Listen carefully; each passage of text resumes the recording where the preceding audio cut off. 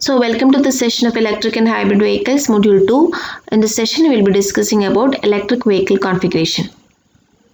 So now we will see the electric vehicle configurations. So when you take electric vehicle configurations, as you know, there won't be any components of engine or other related parts. And if you check the configuration for an EV, we are having mainly three major subsystems. That is, the first one is the electric propulsion subsystem, second one is the energy source subsystem, and the third one is the auxiliary subsystem. So now we will see what all components are there in the electric propulsion subsystem, energy source subsystem, and the auxiliary subsystem. So as the name suggests, this propulsion subsystem, that means it contains the components which help for the propulsion, like it consists of the electronic controller, the power converter, the electric motor, mechanical transmission, as well as the driving wheels. And coming to the energy source subsystem, it consists of the energy source, energy management unit, and energy refueling unit. This energy source can be a battery, fuel cell, ultra capacitor, etc. And the auxiliary subsystem means it is a subsystem which is powering the auxiliaries of the vehicles, like the steering unit, temperature control unit, etc. So now we will see the configuration of EV with the block diagrams. So here, as you know, we are having three systems. So the first one on the top represents a electric propulsion subsystem, and this one represents a energy source subsystem, and this one represents a auxiliary subsystem. Okay, so first we will see the components of each subsystem, and then we will see its function. So in the electric propulsion subsystem, you are having a electronic controller, a power converter, electric motor, and mechanical transmission, which is connected to the wheels. And in the energy source subsystem, you will be having an energy management unit, EMU, and you will be having energy source, which can be a battery or a fuel cell or ultra capacitor, and energy refueling unit. And in the auxiliary subsystem, you will be having an auxiliary power supply, a power steering unit, a temperature control unit, and if any other auxiliary units are there in the vehicle, all this is coming under auxiliary subsystem. And to the subsystems, the external signals or the external, we can say the inputs to the subsystems, you can see for the propulsion subsystem, it will be getting the input of brake signal and the accelerator signal, and for the auxiliary subsystem, it will be getting an input of signal from the steering wheel, and from the energy source, or there will be a source from which we can refuel or charge our energy source. So these are the inputs. So in this block diagram, the links which are shown in double line, it represents a mechanical link, and the line which is shown by this bold arrow, it shows the electric link, and which is shown by this particular line, it shows a control link. So you can identify which are the control signals, electrical signals or electrical link, and mechanical connections between the blocks. So first, coming to the electric propulsion, we are having the element electronic controller. So what is this electronic controller, or what is the function of this controller?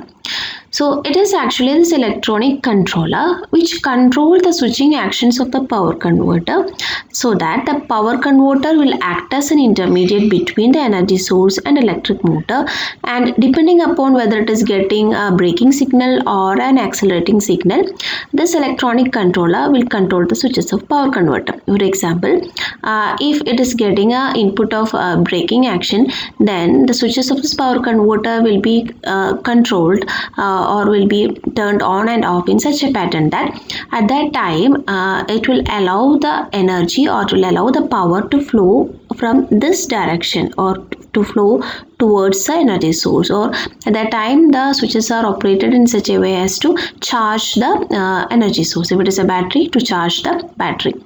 So there will be a power flow like this pattern, and at that time electric motor will be operated as a generator. Okay, similarly, if it is normal operation or accelerating or forward operation, then the power converter switches will be in such a are operated in such a way that the energy or the power from the energy source is taken to supply to the transmission. Okay, so that control of power flow, whether in which mode it should operate and all, is decided by this electronic controller. So you can see this control signals from here, and here this is a power converter. As I told, this is an intermediate component between the energy source and the electric motor, which will, according to the switching of which, will control the direction of power flow according to the inputs. Now we are having electric motor, and it can be of different types like induction motor, BLDC, or other permanent magnet synchronous motor like IPSM or surface mounted PMSM, or it can be a switched reluctance motor, or it can be a synchronous reluctance motor. Different types of motors are there. So this is a main element which drive or which provides a mechanical energy to the transmission, or it is the thing which helps to rotate the wheels. Okay, so it is connected to the mechanical transmission, and from there power is given to the wheels.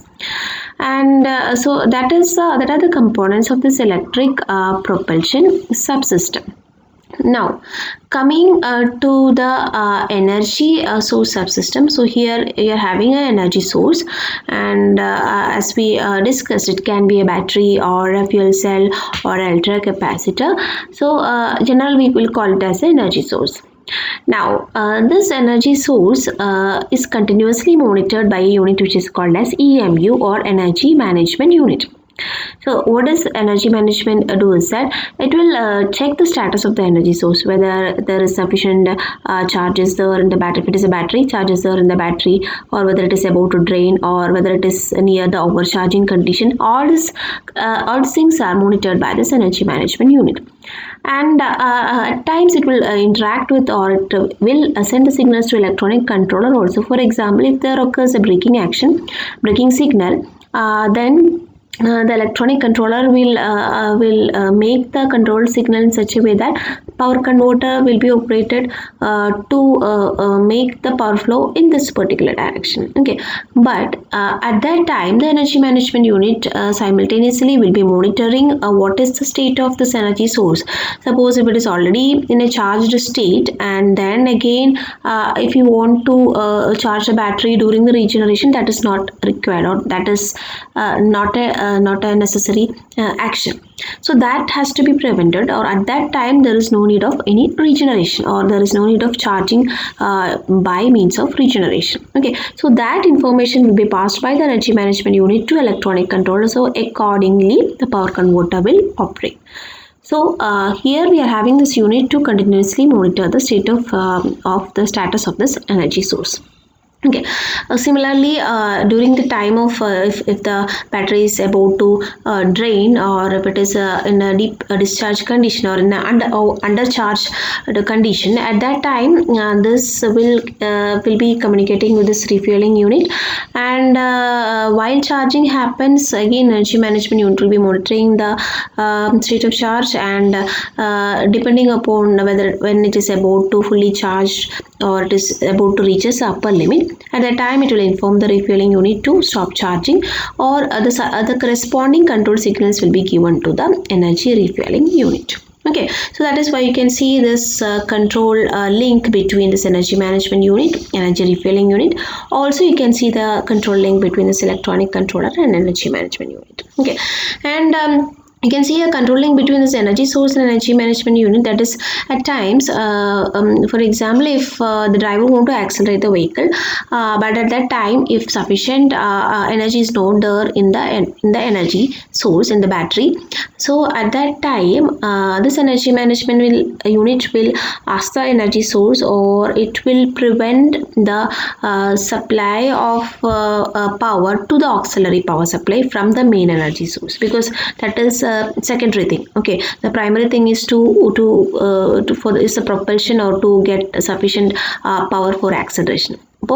So if that happens, if there is no sufficient power in the energy source, and at the same time you need an acceleration, at that time this energy management unit will stop the supply of power to this auxiliary power supply system, and it will only supply also, so that it will be having sufficient power to give for the accelerating action. So according to that, this energy management unit, we can say that controls or it is connected to ECU, it is connected to energy source, it is connected to energy refilling unit, and also this is an important element, energy management unit.